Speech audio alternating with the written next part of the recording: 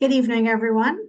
I am so glad that you could join us today for this important discussion on the topic of navigating sleep, mental health, and anxiety. Now, sleep is something we all need, yet, so many of us struggle to get enough of it. It's deeply connected to how we think, how we feel, and how we handle stress. And today's conversation will shed light on why sleep is critical for our mental health and how poor sleep can contribute to anxiety, and what steps we can take to improve both. Now, before we dive in, let me introduce myself. My name is Usha Ramlakan. I am an education psychologist, mental health advocate, and author. And through my journey, I've seen how crucial sleep, the impact it has had on mental health. But tonight, I have a special guest, and it's my pleasure to introduce Mr. Gregory Arnold. He's the director and CEO at ISD Health Solutions. Gregory is not only an expert in the field, but he's also someone who shares a deep commitment to improving lives. And with his wealth of experience and insights, we are in for an enlightening session. So let's get started. Gregory, thank you so much for joining us. Thanks for having me. And so, Gregory, you are the specialist here tonight as it relates to sleep. Can you begin by sharing why sleep is so vital for our overall well-being? Well, thank you again, Usha, for this opportunity. And like I said, sleep is something that I've been living for the last, I would say, 13, 14 years, because I've come to realize that sleep is the foundation to our physical, mental, and emotional health. It's when our bodies are repairing itself, our brain is processing emotions and our memories, and our immune system is trying to strengthen itself to be able to keep us away from getting sick, right? And without the proper sleep, everything from our mood to our metabolism kind of suffers. So it's not just about rest, it's about recovery, the balance, and obviously the resilience of what we get when we get a good night's sleep. Yeah, correct. And there are many factors that contribute to sleep quality, stress, anxiety. Those are often overlooked though. And people don't recognize how the significant impact it has on their whole ability to be able to sleep. Their racing thoughts, their worries, the tension, all of that makes it hard to fall asleep. And that would lead to a longer time to fall asleep and poorer rest. So when we are stressed, our body's flight response is activated and it releases these hormones like cortisol, which can keep us awake and alert, and it definitely impacts our sleep cycles. And so, as someone deeply interested and invested in mental health, I've seen how poor sleep often leads to increased anxiety. It affects your well being. And studies also show, Gregory, that consistent lack of sleep can lead to or even worsen anxiety. And so, there's a vicious cycle that is created where anxiety keeps you up, and poor sleep makes you or makes you anxious, makes your anxiety even worse. Right. And So so, true. Greg, yeah, sorry. I said, so true. Yeah. So, Gregory, share why you think, sleep and mental health goes hand in hand, and why is it so important? Well, if you're not sleeping good, you're not living good. And that's kind of a quote that I think I've coined. But at the end of the day, is that um, how you are processing information and managing your emotions and managing your thought process and reaction times and all of the things in our decision making from day to day is going to be predicated on how well we've slept, how long we've allowed that brain to properly go through the functionalities of detoxing and getting rid of the waste and obviously storing the memories of the things that we should know and kind of regulating the rest of our bodies and minds. But if we are dealing with a lot of stress and emotional overload, most people are just looking at the time that they're sleeping and not understanding that you actually have to prepare to sleep. Just the same way you have to prepare for anything that you're doing in life, right? There's a course of action. So more about your brain racing all day and all night and trying to sleep. That's almost like a nightmare ready to happen. You're looking at your bed as like a battlefield and not looking at the peace that should be coming into that bed, right? So I just think overall, with us trying to manage stress, the excessive screen time, obviously with the phones and the computers and everybody doing work, and then the erratic bedtime schedule changes, our natural sleep cycle is thrown off, and it affects our mental being. Definitely. Sleep is that foundational pillar for us to experience overall health. And the impact goes far beyond just feeling rested. Lack of sleep definitely heightens our stress hormones. And when we are sleep deprived, our system goes into overdrive, and therefore it will heighten our stress hormones. And so sleep definitely plays a critical role in regulating our body's stress response. So to our viewing audience, though, I want you to think about a time when you had very little sleep. Think Oh, about a time when you had very little sleep. How were you reacting? Did you find yourself more irritable? Did you find that you were more anxious? Did you find that you were overwhelmed by minor problems? If your answer to those, if that is yes, then it is your body's way of signaling that it is under strain and you need more sleep. And so, Gregory, in your professional experience, what's the most overlooked factor that affects sleep quality? I think people just not understanding how your mind plays a role in you being able to sleep. And the quality of your sleep is actually more important than the quantity of your sleep. We tend to look at how rested we are based on the time we say we go to bed and the time our alarm clock is supposed to wake us up. But traditionally, because of I guess COVID has a lot to do with this. When you think about it, it kind of took away a lot of our structure. We started just doing things at odd hours in the night, and eating is one of those things, but that's a whole different subject. But Right. but the mental connection is that when we are not getting the good quality sleep we are supposed to, we have that buildup of cortisol that you talked about. And one of those things that affect that quality is sometimes a snoring partner or even yourself dealing with a condition that you don't realize the significance of. Right. And when you think about factors that affect someone's sleep, basic things that persons, the habits that they form at home definitely affects their sleep quality. Something as simple as light exposure, using your telephone, using your cell phones, the blue light from screens, that affects it definitely affects our natural sleep-wake cycle, and which is regulated by sleep. So exposure to these bright and blue lights like phones and computers and TV before bedtime, it confuses your body and it delays that production of the melatonin hormone that signals your body, hey, I need to prepare for sleep. So these are some of the things that that we generally overlook. We don't really stop to think, well, we can't sleep, so we're going on our phones, not realizing that it is what is preventing you from getting or falling asleep. You know, that delay in you falling asleep or you having that difficulty in falling asleep, it definitely lowers your quality of rest. And so, Gregory, how do you see chronic sleep deprivation impacting the development or the severity of anxiety?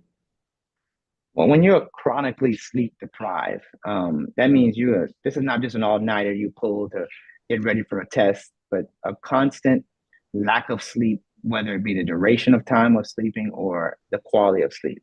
And what it does, it kind of traps you in a situation where your brain is in a fight or flight state Yes. throughout the night. Your cortisol levels, as you talked about, the stress hormone, those levels are making it harder for you to calm down. It's leading to those racing thoughts, overacting, reacting to stress and the persistent anxiety that you just can't seem to get control of. And over time, when you're sleep deprived, your brain has trouble distinguishing between obviously the real threats and what's just minor stuff, and so applying once again what we're talking about to how you manage stress by looking at how to improve your sleep is obviously the key and overall success that you're looking to get and the outcomes we want. For sure, because when you are sleep deprived, your brain's ability to regulate these emotions and handle stress, it diminishes. And therefore, it makes you more vulnerable to stress. And therefore, you are more likely to perceive situations as threatening, even when they aren't.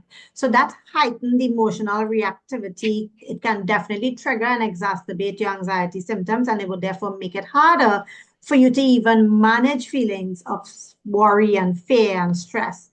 So chronic sleep deprivation definitely impacts areas of your brain. It impacts your decision making, impacts your emotional regulation. It definitely makes it harder for you to manage your emotions and be able to respond to it. And so, in your professional opinion, Gregory, how many hours of sleep would you recommend for a person to get? Well, they say adults should be receiving somewhere between 7 to 9 hours of sleep, right? Younger adults typically about 8 to 10 hours, and children typically anywhere from about 9 to 12 hours. Infants seem like they sleep all day, and we love them to, and that's kind of one of the sweetest places in our lives that we do get that kind of sleep. But typically, and to be honest with you, Usha, as I've been in Trinidad, working there for the last, say, 14 years, doing assessments and surveys on a number of people who are coming to us about sleep concerns, I realized that the average Trinidadian is sleeping about 5.5 hours sleep. So when we talk about 7 to 9 hours being what our body optimally needs, it's no wonder that we're plagued with the amount of mental illnesses as well as diabetes and hypertension and dealing with the stress, obviously, of trying to deal with traffic in the mornings from San Fernando to Port of Spain. These things keep us more awake and don't allow us to have enough time to actually sleep. Yeah. So we spoke about sleep, we spoke about stress, anxiety, and our daily living and some of the habits that may have contributed to us not getting a good night rest. What are some practical steps that we can tell persons what they can do that can help them to manage sleep more effectively? Well, the first thing you need to do is get a consistent sleep schedule. All right. You sleeping at different times throughout the day or the night throws off your biological clock. So Mm-hmm. as we know, the sun is up, we're supposed to be up, and when the sun goes down, we're supposed to be sleeping. But because we're living in a 24-hour world, lights are always on, phones are in front of our faces, TVs are on. So our body doesn't know how to properly produce the melatonin that it needs to bring us to that place of where we need to fall asleep. So a consistent schedule will kind of sync your biological clock or your circadian rhythm. Um, Limit the screen time before bed. We talked about that. You know, we got to put these phones down. I have like a 3-2-1 rule that I'm trying to help people understand. If 3 hours before bedtime, if you don't take any large meals in and don't drink any alcohol, there's a good chance that you're going to get a better night's sleep. You're going to have an easier time to fall asleep. If 2 hours prior to bed, you can use that as that cutoff time to say, you know what, no more work and no more stressful conversations. Nobody you want to get into arguments with or have anything that's going to keep you kind of wounded up. And then in 1 hour before sleep, let's put the phone down. Let's cut the TV off. Let's bring ourselves into that mental state of meditation, devotion, and whatever we need to do to kind of relax our mind and get us into a place of peace so that we can fall asleep. Managing our stress and these relaxation techniques like yoga. And you know, I'm getting ready to do a Pilates class. I don't think that's really going to be a good thing as far as to help me sleep. But there are things that we can do. You know, journaling. You know, writing down things that you have to do tomorrow, so you can kind of get all the responsibilities off your mind. And then lastly, the one thing that we kill ourselves with every day is we're taking caffeine in, drinking coffee, energy drinks, and then on top of that, we have all of the exposure to the light. How else do you think you're going to be able to sleep with all of that in your system? And obviously, you're not getting into that place of rest. So I just think that if we put those things together, the 3-2-1, 3 hours before bed, stop eating those big meals. All right. If you got to get a little snack, fine, and no more alcohol. All right. And that's hard to say because it's carnival season, right? Where everybody's going to be out, they're going to be partying, they're going to be liming. And then on the same thing is that you're going to be drinking alcohol. Not good. You're not going to sleep. The quality of the sleep is going to be affected. Two, we talked about what the work's done. Put the work away. Get those stressful conversations out of your mind and get into the more peaceful mind, frame of mind. And one, no more phones. Put the phones down, put the computers down, put the TVs down, and get ready for bed. Right. I noticed in the comment section, a lot of persons they're talking about things that they have to do throughout the day and throughout the night, and they don't get that time in to sleep. For example, I think there are some students in the comment section because they are saying they try to sleep, but they have so much doing and they have so much to get done. They have so many assignments that they are not able to go to bed and get the amount of hours that they should. What advice would you have for these students who are saying that my assignments is taking priority over sleep? Well, welcome to the life of being an entrepreneur. I think you and I, Usha, can relate to say this is what you do as an entrepreneur. Your mind is never off. You constantly have something to do, so many responsibilities. And even as your academic point in your life, when this is obviously critical for your development and for your success in building your career, there's a lot of challenges, right? you got to find a way to manage your 24 hours. Everyone's responsibility to manage it. So if we were to say that you got to get 8 hours of sleep, that leaves about 16 hours that we have to manage. In that time, we have to figure out everything we need to do to prepare ourselves for our school. If it's to have improving one of the processes or getting something to help you be on track, to stay on the schedule, you're going to be better off getting rest than trying to do everything and try to figure everything out. Because if you're stressed out and over to the point where you're not getting good sleep, how do you expect to answer the question? How do you expect to do the best as you can? You're never going to answer it right. Yeah. And I like that what you said, you have to prioritize sleep. That because prioritizing sleep is also part of managing your time effectively. So time management is key. Instead of cramming the night before, break your assignments into smaller tasks, spread them out over several days or weeks. Use tools like scheduling tools or whatever you need to do to stay on track. Now, sleep is not a waste of time. Some persons might say, well, if I go to sleep, I'm wasting time sleeping when I have work to do, I have assignments to do. But in fact, adequate sleep is crucial for consolidating those memories to help you to be creative in your thinking, to help you to problem solve. And so without sleep, your brain struggles to retain and process information. So there are studies that show that students who get enough sleep, they perform better on exams and they have a higher cognitive function than those who constantly sacrifice sleep for assignments. So you want to develop different techniques that can help you to be able to manage your time better. Earlier today I was teaching a class in psychology and we was talking about memory. So interesting. And I was telling them that probably they also need to use the Pomodoro technique, which is work for 25 minutes, take a 5-minute break. So maybe students who saying that they have all these assignments piling up, try to focus on one assignment, take a break, move on to the other. Learn to manage your time in order to be able to get everything done. Exactly what Gregory says. We all have the same 24 hours, but you have to ensure that you prioritize sleep. You may think that your assignments is more important, but you need to understand how important your sleep is in order for you to be successful and to be able to retain the information. And so, let me see if there's any more comments in the section. So persons are saying, Gregory, that they love reading so much that when they start reading and the book is so good that they cannot find themselves putting it down and they end up reading till 4 a.m. Oh, well, you better start reading a little earlier. That'll be my guess. I know, I get it. I mean, just like watching, binge watching Netflix, when something's interesting to you, it'll keep you somewhat engaged. So you got to have a cutoff time, even with that. You got to find it. That's just like a distraction. And unfortunately, it's a good distraction because you're enjoying it. Yeah. So one of the questions in the chat, Gregory, is it okay to sleep with a night light?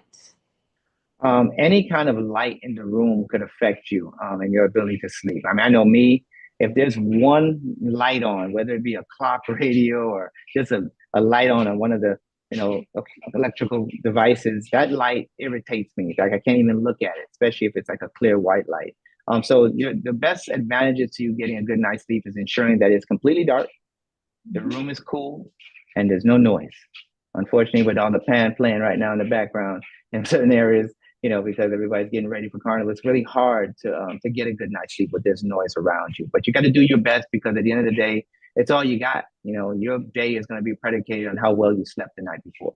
Yeah, and that is correct because sleeping with a nightlight, it is generally okay for most people. But when you allow yourself to be exposed to these bright or blue light during sleep, it can disrupt the production of melatonin, as we spoke about, the hormone that helps you fall asleep. Right. So you want to try to avoid that as much as possible. I know that sometimes nightlight provides some sort of comfort for some persons and also for children. And if it works for you, fine, but just know that it is not recommended because it can interfere with your sleep, right? So even light exposure in small amounts, it can affect you because it the nightlight, even though if it is dim and it doesn't directly shine on your face, it still disrupts your sleep environment. So keep that in mind as you want to choose your or use a nightlight. Let me see if there's any other questions. Well, back to you, Gregory. So in regard to what you said earlier, and when you were giving the advice as to what persons can do as they, the steps that they can take to manage their sleep effectively, I just want to put in there that if you are trying the tips that we are recommending and it's still not working for you, it means then that you may need a greater help. And therefore, I would advise you to consult a doctor or a therapist if anxiety or sleep issues persist. So utilize counseling services offered throughout your community programs or workplaces, and also seek out getting a sleep assessment as well. And I think but Gregory, this is your specialty area, doing sleep assessment. So maybe you can share a little bit about that. But just as you say, Usha, when you are challenged with getting a good night's sleep and the stress obviously is affecting your daily life as well, we provide a free consultation for persons to talk with us, one of our sleep care professionals. We provide for you some information. One of the good tools that you can use is called a cognitive behavioral therapy program, CBTI. We'll provide for you a tailor-made program where you can have a journal, start looking at your sleep schedules, have some support, and helping you, remind you to do certain things at certain times to kind of keep you on track, kind of like a trainer in the gym. But you got to start training your mind to know how to sleep now. I know it's kind of funny to think about, since we just figured we were told to go to our room when we were kids and we just went to sleep because there was nothing else to do. We have so much to do now, and we're adults, and we're seeing to be so much involved with wanting to stay connected and wanting to be able to finish this project and wanting to excel in this area, that we are compromising good sleep.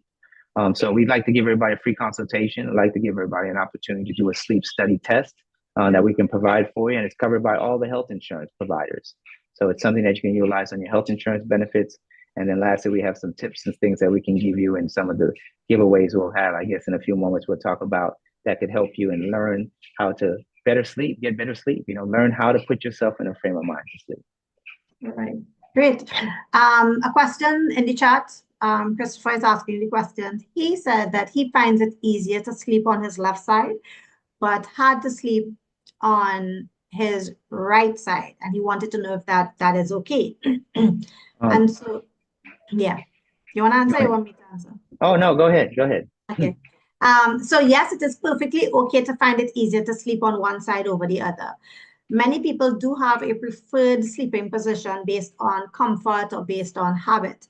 So it's common to favor one side over the other.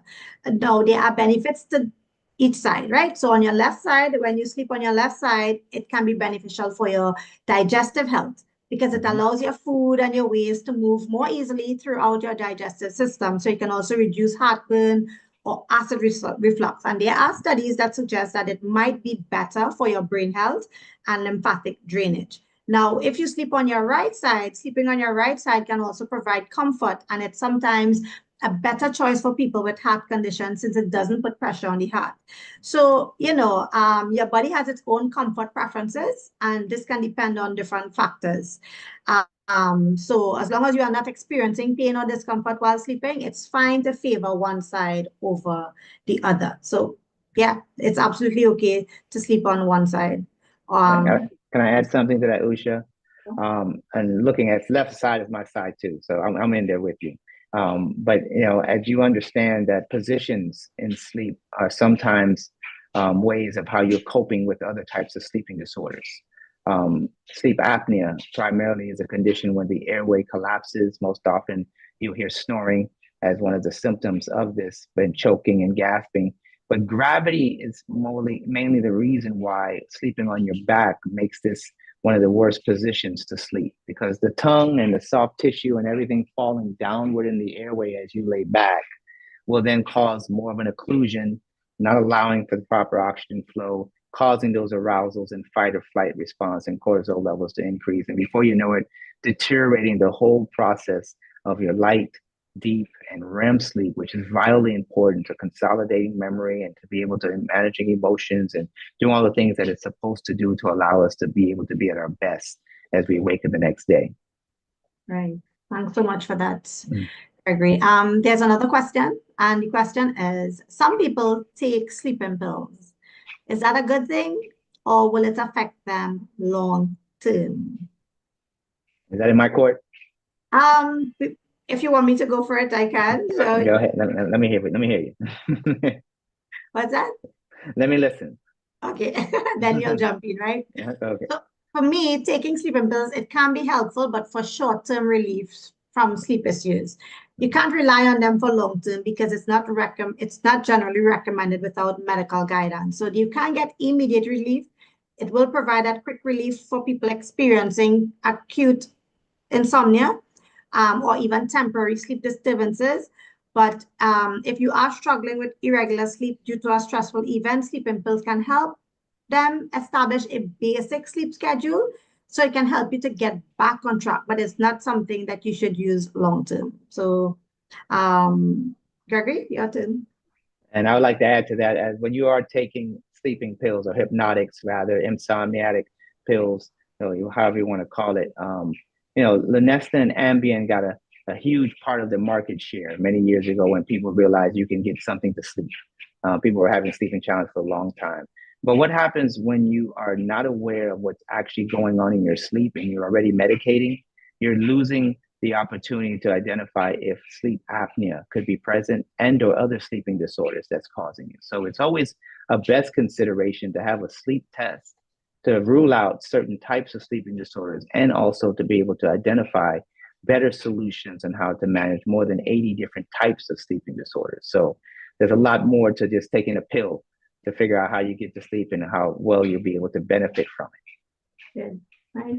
Well, we're running out of time because I did put on the flyer from 8 to 8:30, but we have a lot of questions in the chat. And we got to come back again, do this again. um, but I would we'll try as best as we can to answer the questions, and we could do a part two, possibly. If you have the time, we can talk about it and do a part two, possibly. Um, but let's take the moment before we wrap up to you are the author of a book, which is The Wake Up Call. And so tell us what tell us what that book is about. Tell us why did you choose to write this book and how it can benefit persons who are viewing. Wow. So, I had a grandmother, like everybody should, right?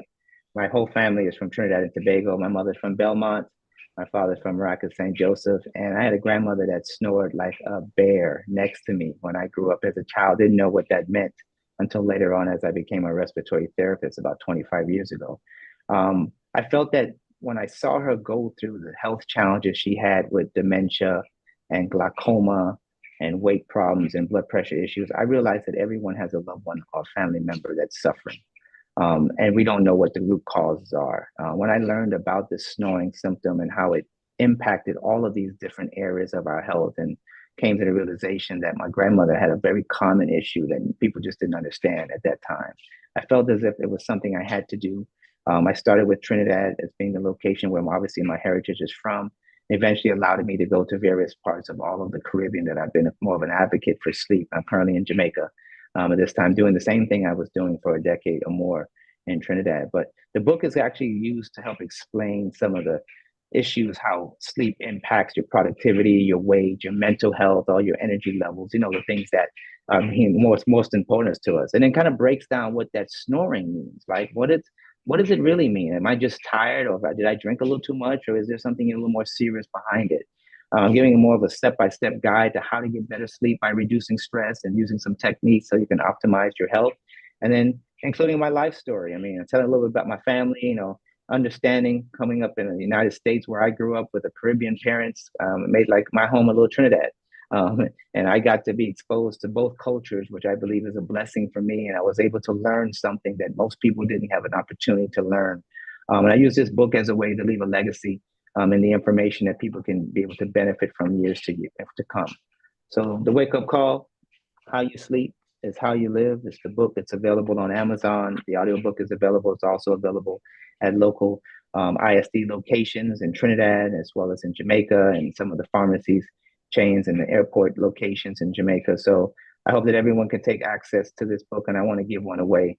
In fact, I want to give it all away if I can. If I can give someone a link to download a free ebook, you can get the ebook for free if that's something that we'd be able to help benefit some of the listeners with today and some of the viewers. Okay, very nice. Great. Thank you so much for sharing.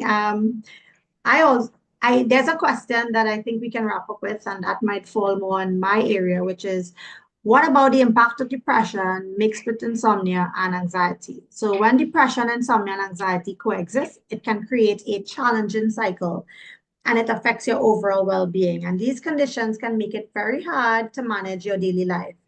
And so depression would lead to you experiencing disrupted sleep patterns. So you would have difficulty falling asleep. You would frequently wake during the night. You would wake up too early. And so people with depression may also experience excessive sleeping or feel excessively tired during the day. So there's insomnia in turn can worsen depressive symptoms. And so poor sleep can impair your mood regulation, your energy levels, and even your mental clarity. So anxiety can lead to racing thoughts or even physical symptoms like your rapid heartbeat, making it hard to fall asleep or stay asleep. And so sleep deprivation caused by anxiety can also heighten anxiety symptoms. And so with that being said, I would also like to take the opportunity, Gregory, to introduce my book, because I did a book recently, a guided journal for managing anxiety. It is actually also located in Trinidad in ISD Health Solutions, South and Port of Spain, Gregory. Yes. Yes, and it's on Amazon as well. It's at Scribbles and Quills, Montrose. It's at Book Pavilion in Mid-Center Mall. It's in Paper-Based Bookshop in Port of Spain. And it's in Graphics 2000 as well. I think that's about it for now. I can't remember all the others. But you all can reach out to me on social media or reach out to Gregory on social media as well if you all are interested. Gregory, you want to tell them your social media handles? This is Gregory.Arnaud personally, but my organization, ISD Health Solutions, will probably be the best way. You can find us on Facebook. You can find us on Instagram. If you'd like to get a free sleep consultation, you can go there to the isdhealthsolutions.com. If you'd like to download the free ebook, you go to isdhealthsolutions.com/free-ebook. And if anybody obviously would like to take advantage of the information that we've learned today and make it practical and get involved with working in this particular space, we'd love to have you come aboard with some of our opportunities that are opening up to help bring more support for the areas of sleep that we can help and impact throughout the Caribbean. So we're looking forward to seeing how we can bring more people on board. All right, great. So sleep is not just rest. It's a cornerstone to help you to have better mental health. And so thank you so much for everyone who would have joined us tonight for our webinar on navigating sleep, mental health, and anxiety.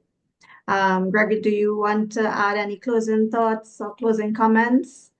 Well, I think it was a great segment. I learned a lot from you. It's always a pleasure to learn more about, how mental health and anxiety and some of the things that we talk about in depression, how it impacts, people's lives, ADHD, and, these things that people don't understand the connection to sleep.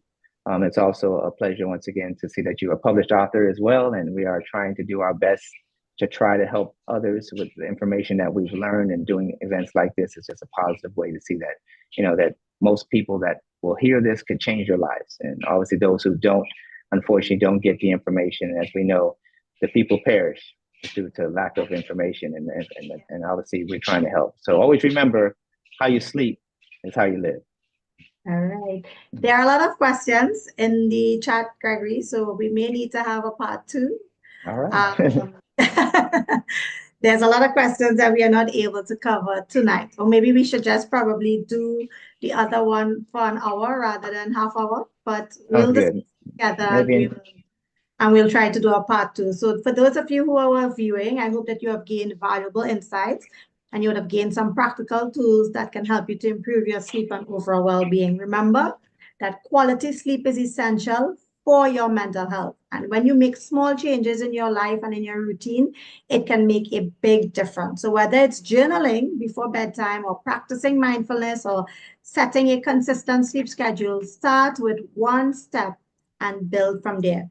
And if tonight session resonated with you, I encourage you to keep that conversation going. Share in the chat, talk to others, share what stood out to you tonight in the chat. I want to know what stood out to you. And all the strategies that we would have shared, I would like to encourage you to practice it. Don't hesitate to seek support if needed. If you need a sleep assessment, reach out to ISD Health Solutions. If you need counseling on anxiety or mental health, reach out to me. And so before we go, I just want you to drop in that chat. What was your biggest takeaway tonight?